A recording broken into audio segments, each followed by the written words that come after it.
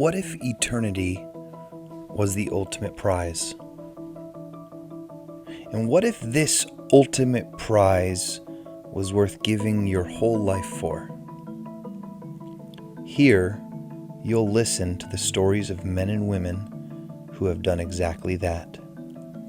Welcome to Stories of the Called. Welcome to episode 6 of Stories of the Called. This season we have several episodes that will be a little unique. We're going to be speaking with missionaries who have to stay anonymous for the safety of their team and family due to the sensitivity of the location that they currently minister in. Because of that, we won't stream a video feed, won't use full names or even specific locations within the continent or country that they are currently ministering in. So welcome to today's episode of Stories of the Called, Missionaries Anonymous. Here we go, episode 6. We've got a special missionary from India. Tim has been working there for the last 20 years or so, but not to underdo it. Tim, I'll let you give yourself an intro and we'll go from there. Hey, thanks a lot, Justin. Appreciate you having me on the call today. And I am just really thankful that I get just an opportunity to share a little bit about my past experiences and some of the work that's been happening in India. And so I've been working in India now since 2005. It has been just an incredible experience so far, and it's just been a real joy and honor to get to obey what it is that I think Jesus has asked me to do with my life. And so I think that's the real joy and that's the real pleasure. And so we've had the privilege then of getting to introduce people to Jesus, people that have never heard about him before. And so that's been the focus and the aim of everything that we've done is how can we be a part of people that are searching, be able to find the one that is also wanting to be found by them? And that right there is really the goal of this podcast. It is to share the stories of those who have responded to that exact call, to share those stories with men and women who are considering the absolute call of leaving everything, sometimes here in the States, to go to other countries. Or maybe it's just to give Jesus their everything right here in America, because it is so easy to say yes, 50% of the way. But the goal of this podcast is for men and women everywhere to say, Jesus, you can have my full 75 years. I want to go for broke. And to listen to men and women who have done exactly that. So here we go.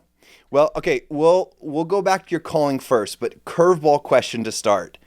Scariest moment you've had in the last 20 years? Does anything pop into your mind right away? Yeah, and I can't even go with the scariest because it's not fully my story to tell. And maybe for something that wasn't aired. But for sure, a couple of driving incidents that I've had in India, very scary. I've crashed on my motorcycle a couple of times. I crashed back in COVID, broken a couple of bones in this arm, had surgery in the hospital. I woke up and still had my kidney. So I think that was the real positive part of that experience. But there's been a couple of times where I've been driving out in the mountains during monsoon, and they're not the same type of roads that we would have. I mean, they're very narrow and the roads are the mountains are very, very steep. And so there was this one time where I was driving back home and it had rained so much while I had been out in these villages, and my boys were small, my wife's there, I had been away, I was really ready to be back home.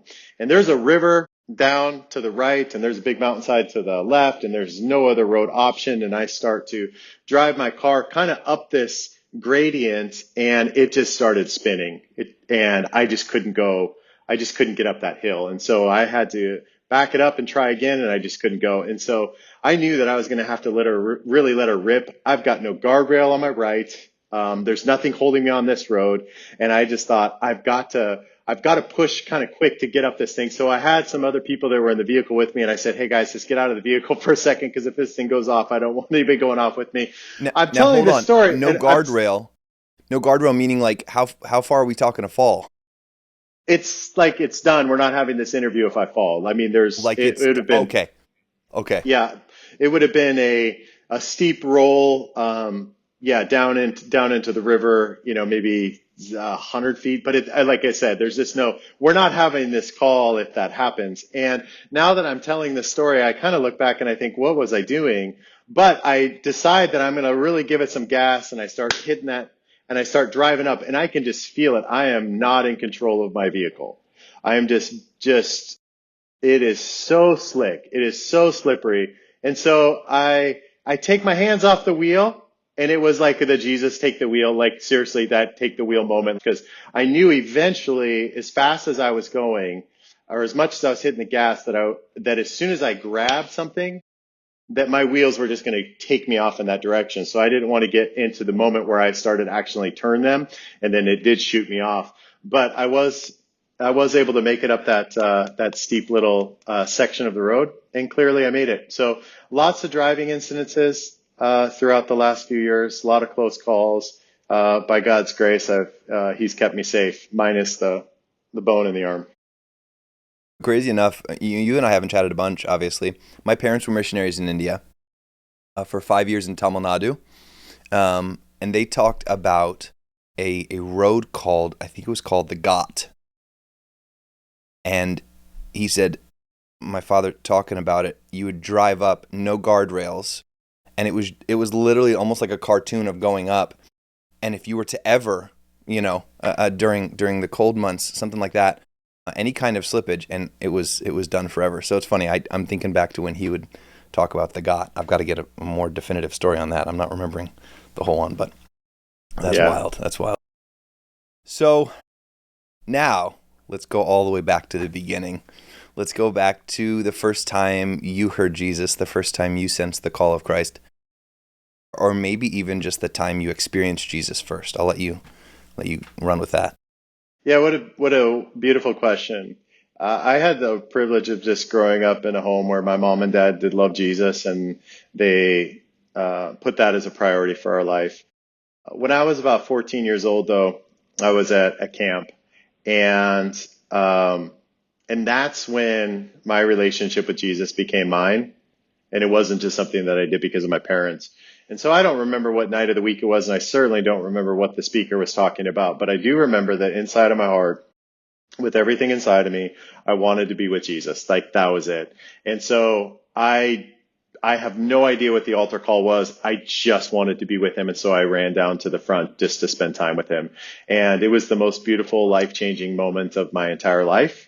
And it literally has changed the trajectory of my life and the focus of what I've been doing, because from that moment on, I wanted to be a part of what Jesus was doing. I wanted to be a part of seeing his kingdom and creating his community. And that was just like a real focus of what I was trying to do. And so that all started when I was 14 years old. To date, that's the most significant moment that I've ever experienced. And it's interesting because, like you're 14, you don't really realize what it is that's going on.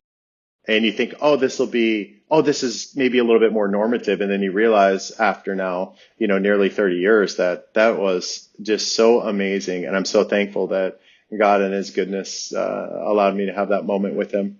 And so there was just that strong desire just to be with him and to please him. And I think the outflow of that is the action. But like the desire was this, I want to be with God. Like I want to be with you. Like I want to know you. I want to be known by you. And so then the things that are important to Jesus then became important to me. And so it's like, what is it that you want? What is it that you're trying to accomplish? What is it that your goal is? And so instead of it being, hey, this is what I want to do with my life, or this is what I think is important, or this is what I'm hoping to accomplish, I never actually came to that point, because in that junior high phase, it's like, okay, I want to go be an NFL quarterback, to, oh no, I want to serve Jesus with all my life. Like I never had an in-between moment where it's like, oh, this would be really great to go out and maybe start my own business and to make some money, or maybe I want to go be a medical professional, or maybe I want to go and be a lawyer or something. I never had those moments. It was just like, man, Jesus, I just want to please and serve you. So that moment, I mean, obviously so impactful that you're looking back now after 30 years of serving and saying that moment stands out above all the rest. So where does it go from there? Oh, yeah. And it immediately started. And there was a couple of actions that I took on almost immediately after that. Up until that point, I had been in a Christian school, and I went and talked to my parents about leaving the Christian school so that I could go be in high school because and the words I remember saying, and I remember having a specific moment like at the dinner table with my parents, like, hey, I feel, and I remember these are the words that I'm saying. It's like, I feel like God is asking me to go be a light in my high school. Like those were the words I'm using. And so, at that point, there's like some mom and dad are like proud. And at the same time, they're a little like cautious and they're a little like, hey, what's going on with our 14-year-old, son in this moment? And then dad's also like, hey, this could be really cool because, we were athletes and we had more of the opportunity, in the high school to play sports. And as I'm saying that, I knew that I needed to put some real, boundaries in my life. And I actually felt while I'm supposed to go to high school, I also knew that I wasn't supposed to play football the first semester. And so it was like, mom and dad, you could see this sense like, wow, our son is actually making these decisions. And it's so real to him that he's also giving up something that he not only enjoys, but something that's like really, really important to him. And so it was like these two actions, though, were like really, really powerful because they were communicating exactly what I had felt and experienced. So it wasn't like I just had this moment with Jesus a couple of weeks earlier and it was like, wow, that was awesome. That was powerful. And then I go on and live the same way that I've been living. It was like, no, there are some things that I needed to, it was like a trajectory change. It was like I was going this way. Now I'm going to go this way. And when I go this way, I'm also going to stop doing some of the things that were not wrong. I mean, there's absolutely nothing wrong with playing, high school sports. But it was like I knew that he was trying to focus me. And so the whole reason why I was going couldn't have been more clear from the very beginning. And I'm thankful for that because I stayed on that same focus my 4 years in high school. I didn't have a weekend where I needed to repent of on Sunday morning. I never rolled into the youth camp like, oh man, I was terrible in September. I'm going to be better in October. I never had that. Like I was consistent throughout my 4 years in high school, actually being a light to my friends and trying to communicate who Jesus was as best as I could during those teenage years. Wow. Yeah, Brogdon, I remember him speaking, I can't remember if it was to our team or maybe on the podcast actually, but he said being a missionary never starts when you get on the plane. That's like the student that walks across the stage receiving his degree and then says, oh, now I'm ready to study. You're right. You don't get to that point unless you're putting those same habits and things in your life. Like we're in school to study. And if we're studying in school, we're probably going to study when we get out. There's not something magical and transformative about walking across a platform to receive your diploma. Neither is there something magical about sitting on an airplane as you make that decision. It's who you are coming out. And who I am then has been influenced by Jesus more than any other person in this world. Like in a time in my life where I'm forming, in a time in my life where I'm deciding what's important to me and who I want to be, that's when he came in, and he's there inside of me. And so, yeah, naturally, his desires are going to be a part of what mine are. So you're going through high school. You are specifically like, is there any story that sort of finalizes that process of any specific callings in high school that you felt like God led you to do anything specific or any wildness there?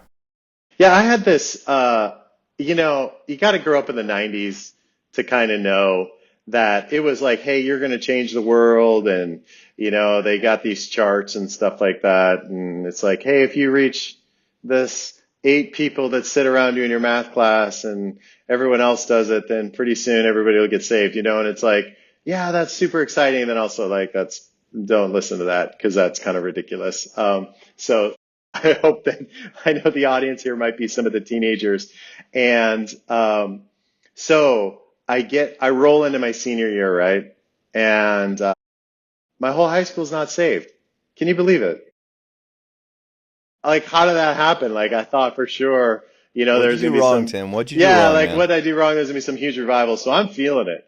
Like, I'm straight up, it's the spring of my senior year. This is so funny to even share this. I kind of I actually love this story because it's so, yeah.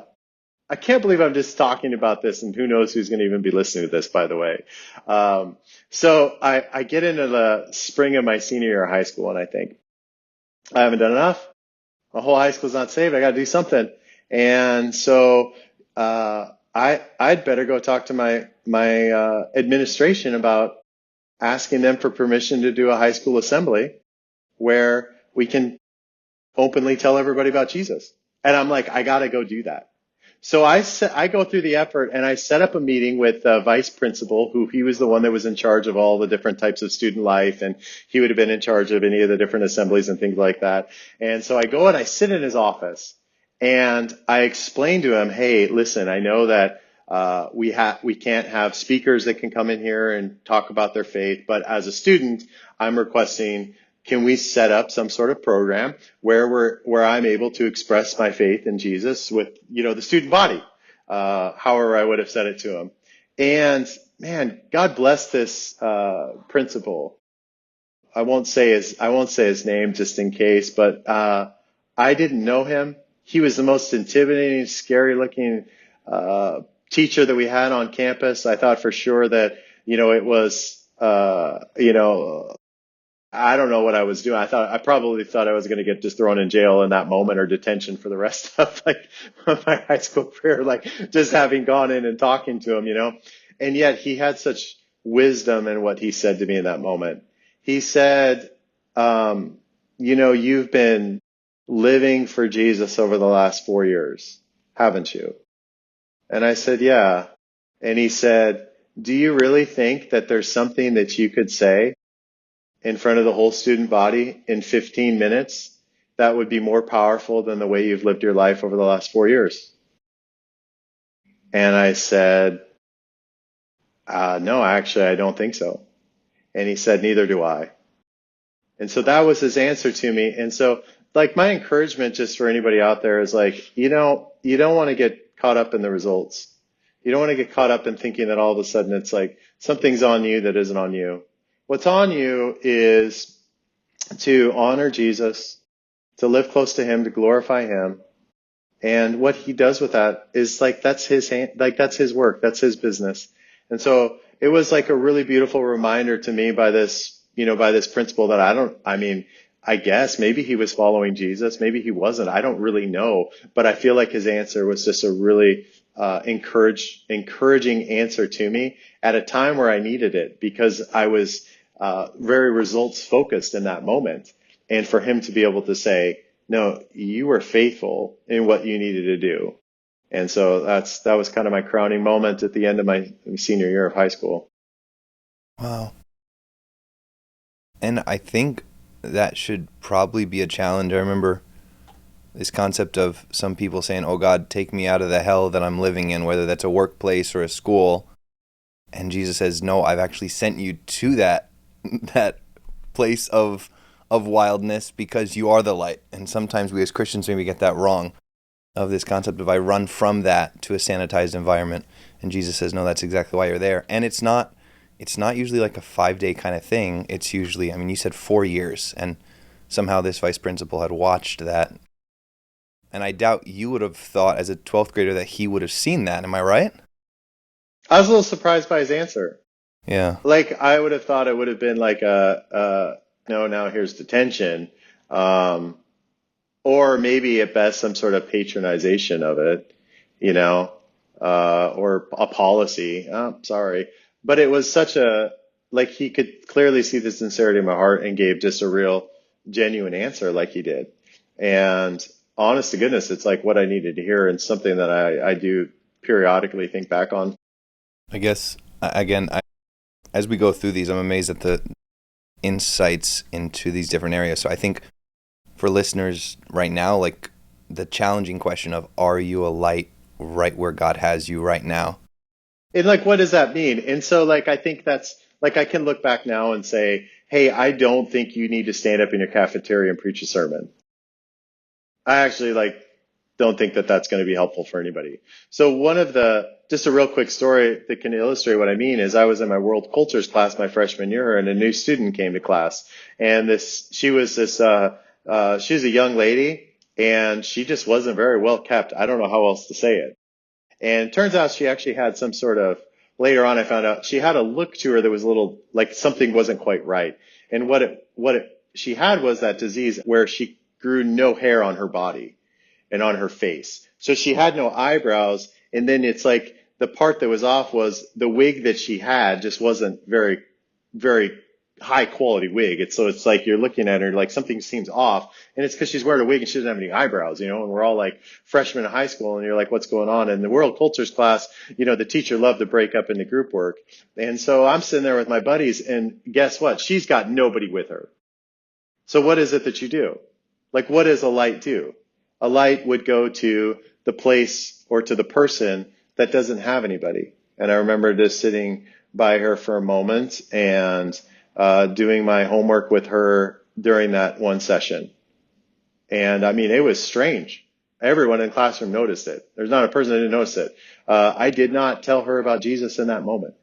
But I just know that everybody who knew me knew that I did follow after him. And now they're seeing how that comes out.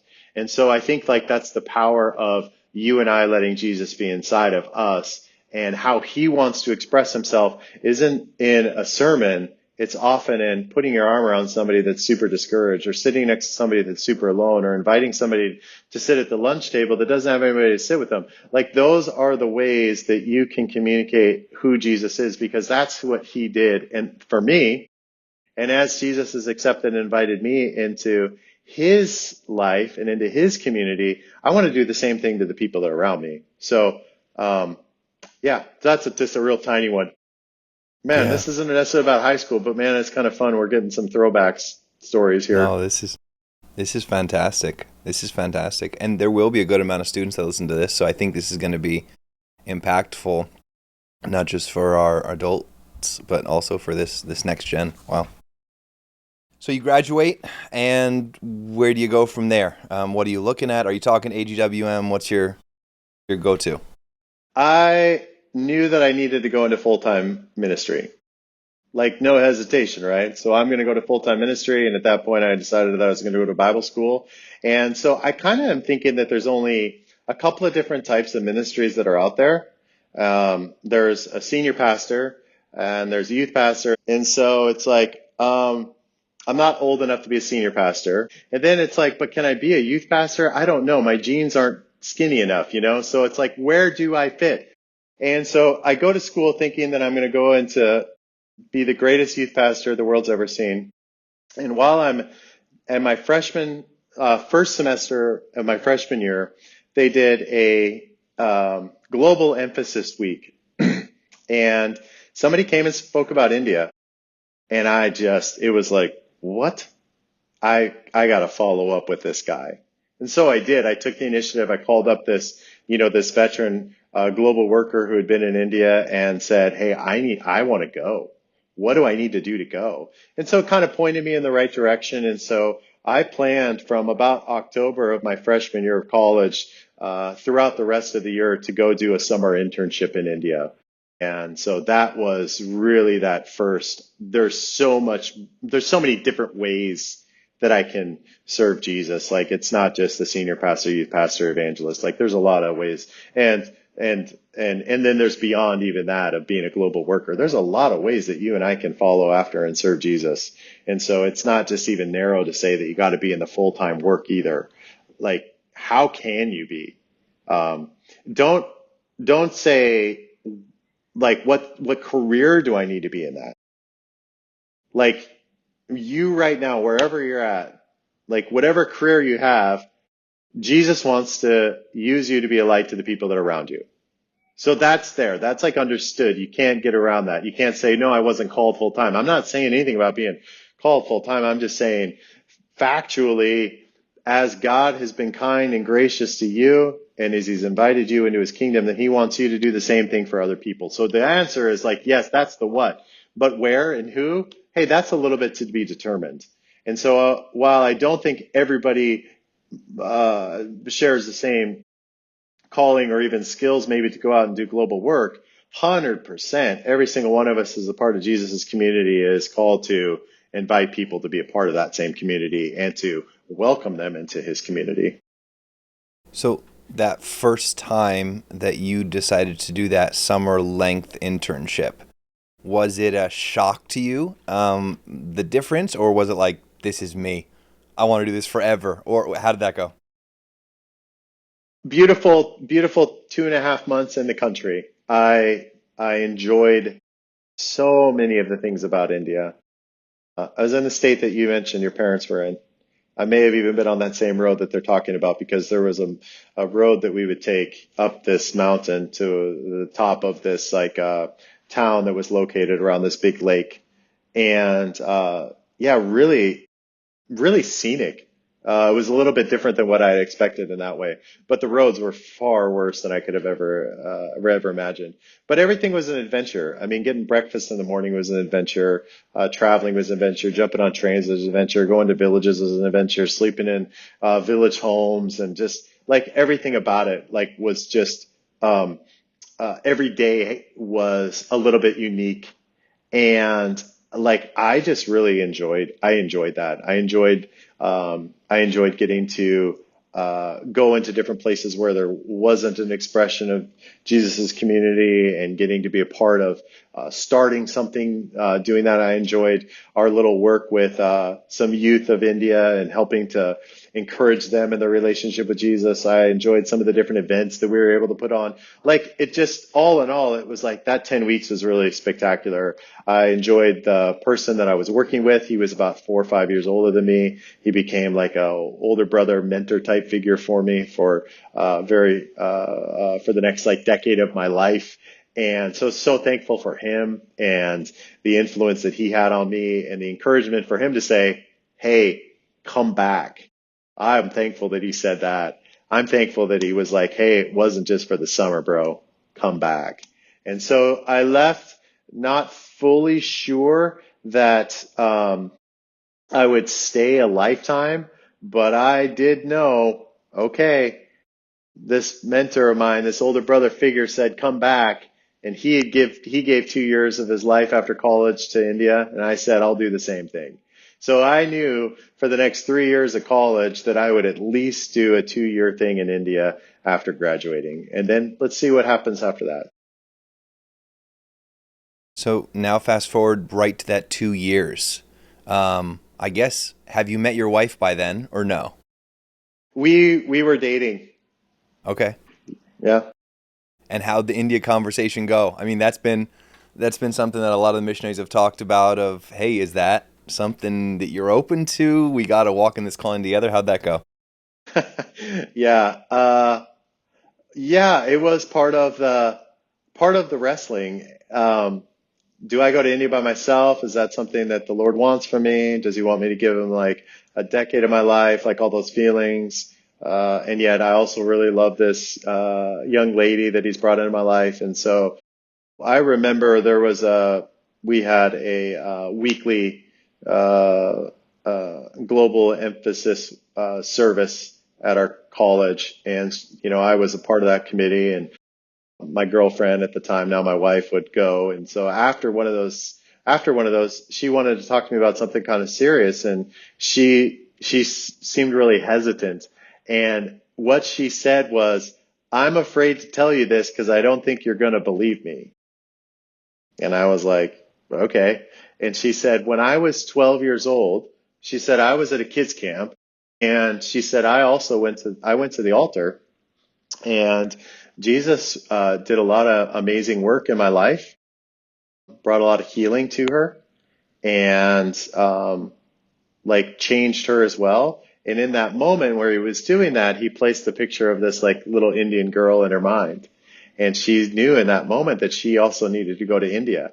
And so she actually went back home and she told her mom and dad that and some of her friends the following Sunday after she got back from camp. And so everybody that knew her knew that that was a part of what she was doing, but I didn't know that. And so I was the guy that was known for India. She wasn't known for that. And she said the reason she thought I wouldn't believe her is because maybe she was just saying that to, you know, try to seal this deal or whatever it is. And, and so our calls did line up, no doubt. And I mean, that's proved after over 20 years of, you know, not just marriage together, but life on the field together. And so I'm so thankful that, God brought her into my life, and that I've had her as a team member throughout this entire time. I just the darkest times, the tough times, you know, it's like we needed one another, and we still need each other today. And so thankful for her, love her so much, and God's really good. So He did bring us into our life. So all that to say, we're then we're still not engaged, but she was she's only a few months older than me, but she's a full year smarter than I am. And so she was graduated and she was working at her home church. And so I'm finishing up my senior year. And each of us were approved to go as MAs with AG. And because there were no places available for her in India, they assigned her to go work with a couple in Bangladesh. And so when I asked her to marry me, then they combined our accounts together. And so then it was, okay, now you're going to go together as on a 2-year assignment to India. And so we get married and we're praying together on our honeymoon. And I just had this sense, and I kind of open my eyes and look at her and I say, I think we're going to be in India longer than 2 years. And I'll never forget the look on her face, because she had this look on her face like, I knew eventually you were going to catch up, and Hmm. not in like a mean way, but just in a, like she Yeah. just already kind of knew that, and was just really patient with me, to also feel that same thing. And so we came back from our honeymoon and immediately switched all of our applications. Instead of going as just 2 year, we went straight up full career appointment. And so that's how you get to be young like I am and still be in this for 20 years, because this is all I've ever done. So you guys come back, you switch it, you feel India's the call. So now, wheels hitting tarmac. Talk me in from there. So yeah, it takes a little bit of time just to get everything ready, support raising. And again, God's so good and so kind, because He has always brought along the right people to be a part of like that journey with us. And it's kind of like, and I mean, it makes sense, right? I mean, we're doing His work. We're doing His plan. We're joining His story. And I think that if there is something for you guys just to hear, and what I hope you can hear behind the immediate of what I'm saying. Yeah, I'm telling you my story. I mean, we went back to when I was like 14 years old, but you just need to understand that I'm not looking at just myself in this. It's like I'm not in my own story. I'm in God's story. Like God didn't come in and join my story. Like I joined His. And sometimes we like to think of it as like, oh, I'm like the hero of the story and Jesus is going to come in and He's going to be a part of that. And that's not the right way to look at this. This is His story. Justin, you're in it. I'm in it. And because we're in His story, that's how our lives start to intersect. That's how we meet such amazing people along the way. Not because we're awesome, not because we needed the sidekick or the leader. We're just a part of something so much bigger than what we are. And so God in His goodness, allowed us to work with a couple that were about 10 to 12 years older than we were. And they had been in India that entire time. And we learned some amazing stuff from them during our first year in India with them. How to be friends with Indians. That we watched their marriage. We watched the initiative and the drive and the prayer and the fasting and the discipline. And so again, our first year was pretty awesome because we got to learn from people that had already been doing this for several years. Is there something about some of the missionaries we work with go to more unreached people groups individually? Some of the books that I've read, I'm thinking back to one where they went and lived with a group of cannibals, and like no one has ever touched the region. And the story's wild. Like, I mean, the guy is an absolute, like, I just trust Christ. Like he arrives there, him and his wife, and he says 200 warriors are just like standing there. Now this is this is 90 years ago, and he's like, we just hop off and start building our home. So I mean that's pretty wild, from this little guy's brain who's never been a missionary either. So I really have no ability to fully understand what it means. But it blows me away, just the confidence this, and it's funny talking about two people walking. He said, I looked over at my wife, and he said there was zero fear in her eyes. He said there was zero, why do you have me here? And I think she was holding their 8-month-old boy. And he was like, her eyes just said, like, this is what we're made for. I was like, oh, that's just Jesus. He's like, I've led you Mm. here and I'll empower you. And oh man, so going off the trail here. So you're trained for that year, and you know this is going to be the long haul. So start talking to me about some of the first getting the language under your belt and being able to witness. Do you remember the first time you or your wife interacted with someone and it felt like there was a breakthrough, that they could see Jesus the way you saw him? Yeah, we had a really cool experience, like our first year in India, and again, this is because it's a part of like God's bigger story. But there was like this young guy, and he was so far out in the mountains, almost up on the border of like Tibet, and he had had like just some dreams about Jesus, and he wanted to learn more, and so he was always tuning into like a radio station, like a Christian radio station, and somehow he had got connected to somebody else that followed Jesus, and then he hears about like a youth camp that we were doing in the town that we live in, and so he brought like his sisters, and those were just powerful services. I mean, where like God is like delivering people from like evil spirits, and just his presence is really strong. And so this guy and his sisters are all giving their lives to Jesus, and I just couldn't believe that we were able to be a part of something like that in our first like 9, 10 months being in the country.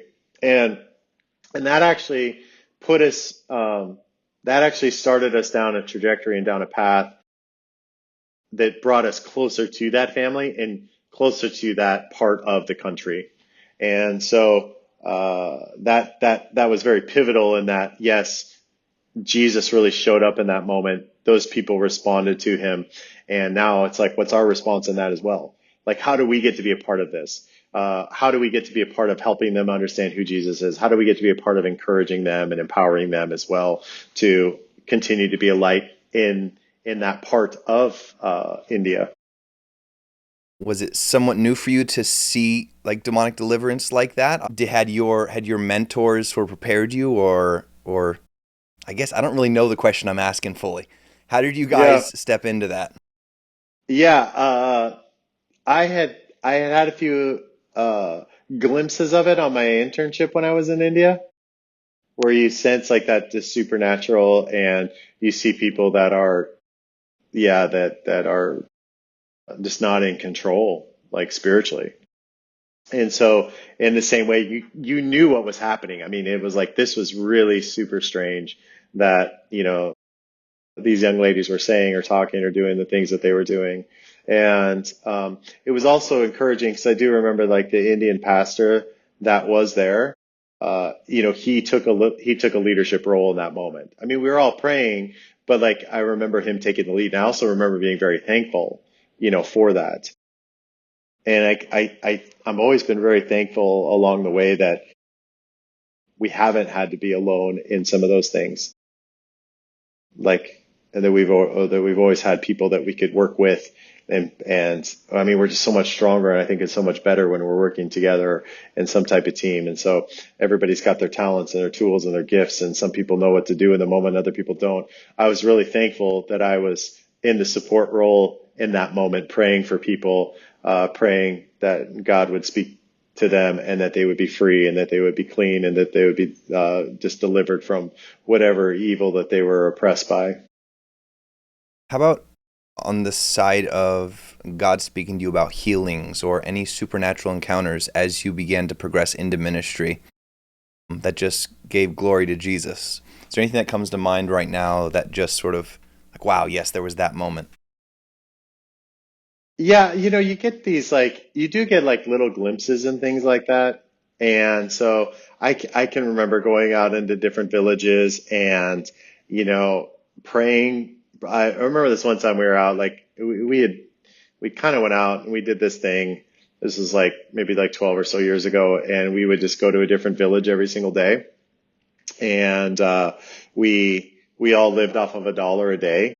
And so you can't really survive off $1 a day unless you're depending on the families that are around you. So it felt very reminiscent of Jesus sending out like the 70 and go to this village, and if they welcome you, then stay there. And so that was kind of like our style, for that season of life. And there was like this one guy's house that we went to, and he was very crippled and things like that. And like we do pray for him, and after we're praying for him, he's like, "Oh, Jesus is Lord, Jesus is Lord." Like he's just like proclaiming like Jesus is Lord. And you're like, "Wow, this is really amazing that, this guy would kind of go from like maybe zero to Jesus is Lord, like in just this instant, in just this moment, because we stopped by." So you have like these kind of sensational moments like that, or another one where we were talking to like a shepherd and his family, and telling the story of Jesus going after the 99, or going after the one, and him just like, "I get it," and he's like kneeling and praying and welcoming Jesus in his life. So you kind of get like these really cool moments. But when it's out in like some of these villages that are really hard to get to, and we're very isolated from, you don't always have the same consistent follow up. Like it's a different thing for you to be a daily part of somebody's life. So then the real miracles then that I start to feel very strong about right now are not necessarily the power encounters, as in like a specific healing or a demonic deliverance. Some of the most powerful things that I think we feel now are when people forgive one another.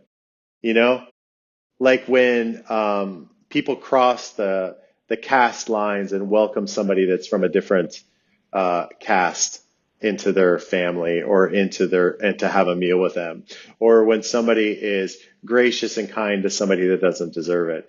And so it is easy, and it probably maybe not as exciting to talk about those things, but very much those are, when I forgive, when I'm kind, when I am gracious, and when I'm at peace, like those are through the power of the Spirit. Like those are the fruit of the Spirit at work inside of me. Tim in and of himself, man, I don't got that. But Jesus inside of me, yeah, he's given me the power to do that. And he's also giving other people the power to do those same things. So I find like now, like maybe my thought on it is just a little bit tweaked, because I'm looking at and emphasizing the power of community, and the power of forgiveness, and the power of love, and the power of acceptance as the key markers of modern day miracles, because that is what Jesus told his disciples would intrigue and captivate the world. They'll know your mind by the way you love one another. They'll know your mind by the way you love one another. And so there's something so basic. It's not as exciting, but man, I think that it's so powerful when brothers and sisters are living at peace with one another, because they're communicating something that is powerful, and that is Jesus alive inside of us. Any moments of traveling through villages where you felt, obviously you're making your way into Satan's territory in a way where, let's say, Jesus has not been named or has not been glorified. And so there would be a spiritual pushback. We don't wage war against just physical things. How did you and your team address that, maybe darkness or feeling of oppression, as you made headway into those villages? Was there anything that the Lord taught you and how to address those things? Um, yeah, no, it's like real. Like it's real. We were staying at this one village one night, and I had just this. I don't normally have dreams, and I don't really talk about this stuff like too often, like I'm not that type of a person, as you could tell probably by my last answer, saying that the real miracles are forgiveness and love and things like that. Like that's like pretty much like me, like putting the pendulum on the other side of things. Um, but I did have this one dream one night, and it was just a strange dream, like what I saw, but it wasn't about what you saw. It was like how you feel, like you just could feel it. And that's a real thing, to be a part and to walk in places in India, and you just sense like, either I'm not alone, this doesn't feel good, maybe a bit fearful, just uneasy would be the way to say it. I had this group of people that were from the United States that were with me on the short-term team, and so we decided that we wanted to take them out and we wanted to just be prayer walking through an area of villages that we wanted to start engaging with. And so as we walk into the temple, and there's like the priest, and there's these two men, and the priest is preparing them literally to do this, like to put them in a trance that evening, and they're going to like speak, like on behalf of like this, like these evil spirits. And it's like you go from kind of like, chit chat to what in the world is going on here? And you just feel it. I mean, it was dark. And it was the middle of the day because this thing was going to happen tonight. So, I got this group of, four Americans and a couple of our Indian brothers that are with us. And so we walk out the back gate of the temple. And then I realized like we're trying to get down to a village below that. And then we were off the wrong path because we went out the back instead of out the way that we came in. And I just did not want to walk back through there because it was just so evil feeling. So we kind of broke a rule that I have, which is you don't cut through people's fields when you're out in the hills. And one, people can get hurt, and two, it's just kind of rude. You're walking on somebody's like field. And so we wind up cutting through these fields, and we get down to the pathway. And the young guy that's on the trip, who's leading the trip, he's a great friend of mine now, and he's been to India like 4 or 5 times, and he always brings a group. He's been like a tremendous supporter. He's a great friend, and he was just probably like 22, 23 at the time, like leading this trip. And some of the people on the trip were actually still in high school, and one of them was just like in college. So it's like a young trip. And I'm not that old, but I'm definitely the most responsible person that's there. Well, my buddy, this youth pastor, he's got this old flip kind of camera, and he's like encouraging the people on his team, hey, run down this last grassy stretch to get to the footpath. And I'm just so caught up still, like, what did I just experience? The heaviness, the darkness, right? Like, like those feelings of what's it going to take? How are we going to get this breakthrough? How can people experience like the peace and the goodness of Jesus? Because man, it was anything but peace going on just a few minutes ago. So a couple of people on his team kind of run down that hill. Well, then this one young lady on his team who's 5'11", blonde-haired, blue-eyed volleyball player comes running down the hill, and she just loses control. And she just smacks her head right into the sidewalk. And I thought like, I thought my life was changed forever because I thought that fall would kill her. And rush over to her. I mean, there's blood dripping down her face. I mean, it's just covering her, and she cannot breathe. I mean, she's just like gasping for air. And so, just to make the long story short, I mean, she had landed on her arm, knocked the wind out of her. Thankfully, like she hit her head right here. She was able to get up and stand up after a few moments. And then after like sitting in the shade for about 20, 30 minutes, she just goes, I'm okay. And we started walking back to the vehicles because at that point, you got to go back and you got to make sure that nothing's going on. And so we walked back to the car. She walked 30 straight minutes, and then we had to take a 7-hour drive back to get to the hospital. And so she had a CT scan. Everything was fine. But it just kind of illustrates not that there's a connectivity between what was happening spiritually and that's what caused that event. That's not what I mean to say. But other than it's just such an evil thing, and sometimes it can push us in ways that we need to be aware of. Like we need to be aware of, and we don't need to like change up what we're doing per se, but we just need to be aware of it. We need to make sure that we're taking a little bit of extra care to allow Jesus to be in that moment with us. And so, it's very real. And so the power of this though, too, I'll say this, Justin, is this is like, look, like you feel it, you sense it, so do the people of India. And so then what they sense then when we pray for them or when we share a story from, the scripture is they sense They sense Jesus's presence. And often I ask that very same question, hey, what do you feel right now? And they say, I feel peace. Mm. And it's like, well, what did you feel when you were in the temple? And they're like, nah, I don't feel good. I feel like scared. I feel uneasy. And it's like, oh. And you're allowing them to discover and experience like the living God, because just as we can sense, just as you and I can sense something that's evil, man, they can also sense something that's good. And so we want to make sure that that's the light that we are, and that we're just not simply saying things with our words, but we're actually helping them to meet and feel and experience and sense the God that's alive and the God that speaks. You said something there. You said to make sure Jesus is there with us. Is there any more practical steps? I mean, we know the abiding in and with him. But in preparation, let's say, for a moment where you knew there would be a depth of darkness, was there anything that you would prepare your teams with to say, there's not a question, we are walking into this arena, so this is the expectation for us to come to that moment? I think I mentioned it a minute ago. And part of me preparing people for it is to recognize that you're not in your story, you're in God's story. That's a foundational part. Because if you think that you're going in and you're the hero, right, then you're going to say, God, help me out. Instead of it being like, God, where are you going? I'm going with you. So foundationally, you want to make sure that you're putting that into your life, and you're understanding that I'm not going out and asking Jesus to help my plan succeed. That's not what I'm doing. What I am doing is saying, God, where are your plans? I'm going with you.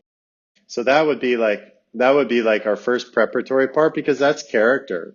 And that's actually like getting everything like in the right line. You shouldn't look at me as if I'm some sort of like hero out here. Uh, like I get to be a part of like God's story, right? Like that's like my privilege. That's like something incredible. Um, may it not be, wow, look what God's done with Tim. It's like, no, look what Tim got to be a part of with God.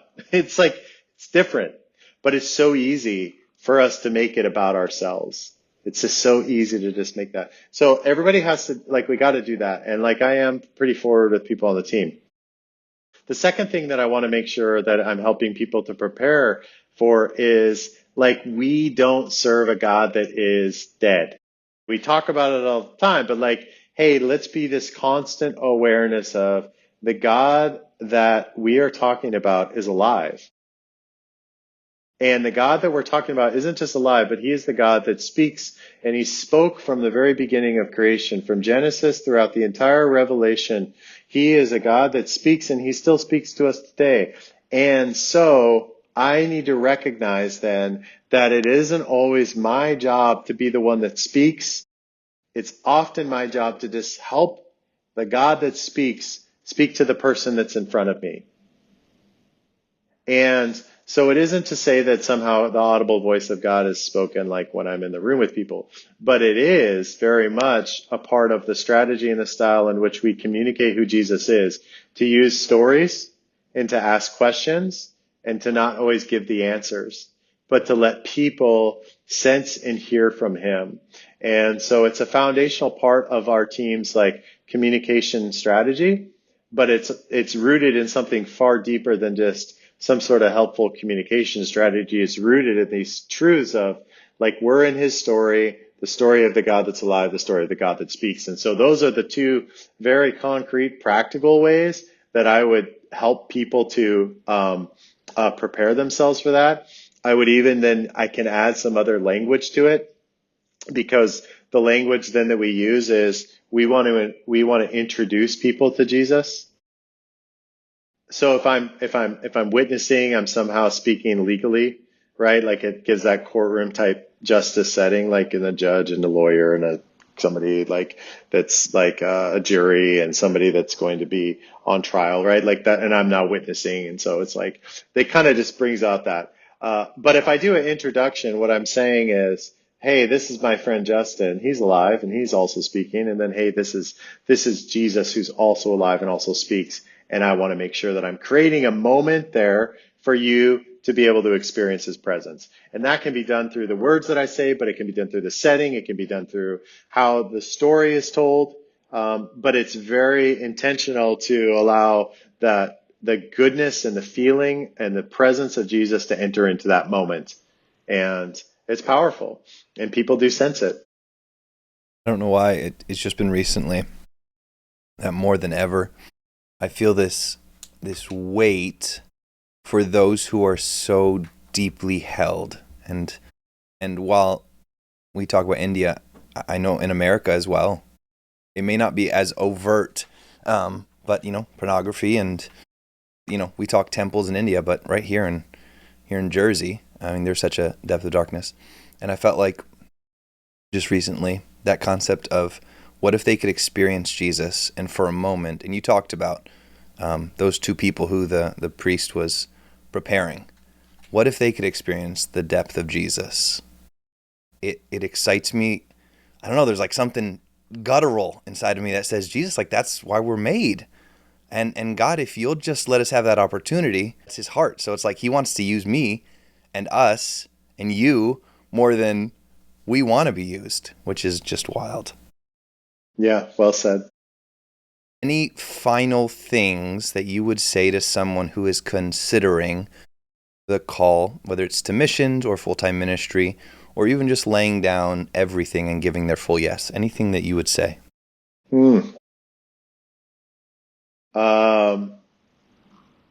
He's probably asking you to do it. If you had any doubts and you're listening to this and you're thinking, what is it? He's probably saying, hey, take another step down this path. You're in the right direction. And, it started with me talking to my parents when I was 14 and deciding to go to high school and being a light. It started with me saying, I want to go prepare myself theologically to school. It started with me doing a 10-week internship and then making a 2-year commitment. And, that's turned into 20 years. And so, look, you're taking this step right now. You're listening to this podcast about this. So what's the next step? Is it reading maybe a little bit more? Is it praying? Is it being a light to the people that you work with or to those in your neighborhood? Is it inviting somebody that lives in your neighborhood to your home? Is it giving? Is it pursuing like a little bit of a longer commitment? Like, hey, what does it look like for me to be there for a year? Like, do that. Do you need to talk to somebody? Do you need to find somebody that can guide you in the right way? And so, look, I mentioned too, I've had some great people that have come into my life along the way that always helped me to kind of know what I needed to be doing. And it wasn't like they were, hey, do this, this, and this. It was like I could see myself in them. These men that were a few years older than me and be like, okay, yeah, that's what I need to do. Hey, you can look at people like us and know, okay, there's another step that I need to take. So find somebody that can help you know that next step. That would be my very practical encouragement to everybody on the call. But you're not listening to this because you're not interested. Just before we ask you to lead us to pray, one of the things I'm so sure of, if we will come to Jesus and say, I just want my first step, whatever that is, he is always faithful to just give that first step. And so even as we're talking here and you're talking to those who are feeling this, I just, if you'll go to Jesus, if you'll get on your knees and you'll say, what's my first step? It doesn't mean he's going to give the thunderbolt, go to India moment. It doesn't mean that. He may. But I am so sure from the bottom of my heart, he will always give that first step to wherever he wants to take you, because his sheep do hear his voice and he does want to speak. He really does. Tim, would you just lead us? We always end with whoever we've had on the podcast leading our group just to Jesus in committing ourselves to him fully. So would you just lead us in that? Absolutely. Jesus, we are so thankful for you. We're thankful for the kindness that you've shown to us. We're thankful that you allow us to experience your presence. We're thankful for the community of men and women that are in your family, and what a privilege and what an honor it is for us to get to be there. And so, Jesus, help us to see ourselves with the accuracy, the way that you see us. Help us to change the lens in which we look at ourselves, not through a individualistic lens of America or what does God mean for me, but help us to see ourselves the way that you created us as, men and women in your image, created to know you and created to be in community with one another. And we ask that as we allow you to be to reform the narratives in our minds, that as that happens, as we say, Jesus, change the thoughts, help me to think about myself accurately, that would put us on the path and taking the right steps of knowing how we can fulfill the purpose that you have for our life. So help us here, Jesus, and help us in our hearts. We love you and we thank you for your goodness and your patience and your kindness. In Jesus' name I pray. Amen. And we can't thank you enough. This has been fantastic. I really do believe this podcast is going to glorify God, and I think it's going to impact those to give their yes to Jesus. We are grateful for our listeners. End of podcast 6. We'll see you next week for number 7. See you then.